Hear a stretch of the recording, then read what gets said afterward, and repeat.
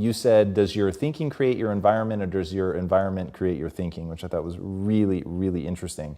So how do we then go from that, like mechanistically, to begin this visualization process of something that's empowering? It's me in a different state. It's my future self. Is it meditation? Is it, what does that look like? If you're not being defined by a vision of the future, then you're left with the old memories of the past, and you will be predictable in your life. And if you wake up in the morning and you're not being defined by a vision in the future, as you see the same people and you go to the same places and you do the exact same thing at the exact same time, it's no longer that your personality is creating your personal reality. Now your personal reality is affecting or creating your personality.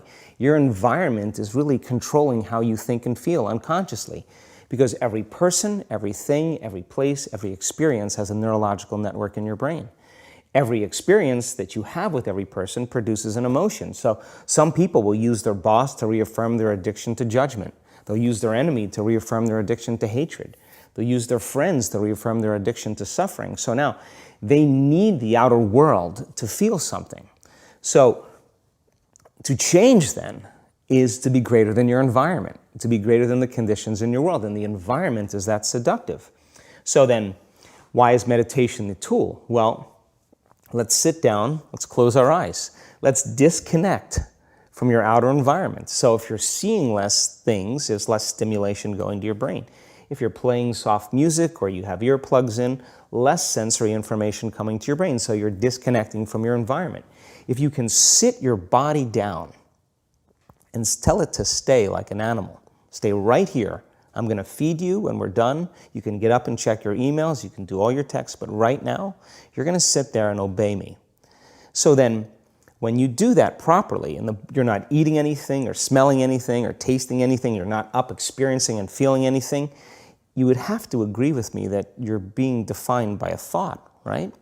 So when the body wants to go back to its emotional past, and you become aware that your attention is on that emotion, and where you place your attention is where you place your energy, you're siphoning your energy out of the present moment into the past, and you become aware of that. And you settle your body back down in the present moment, because it's saying, well, it's 8 o'clock. You normally get upset because you're in traffic around this time. And here you are sitting, and we're used to feeling anger, and you're off schedule. Oh, it's 11 o'clock, and you usually check your emails and judge everybody. Well, the body's looking for that predictable chemical state.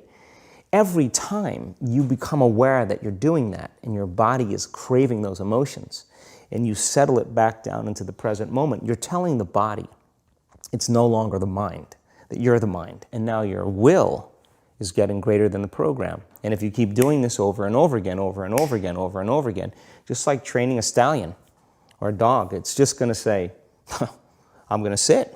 And the moment that happens, when the body's no longer the mind, when it finally surrenders, there's a liberation of energy. We go from particle to wave, from matter to energy, and we free ourselves from the chains of those emotions that keep us in the familiar past. And we've seen this thousands of times. In fact, we can actually predict it now on a brain scan.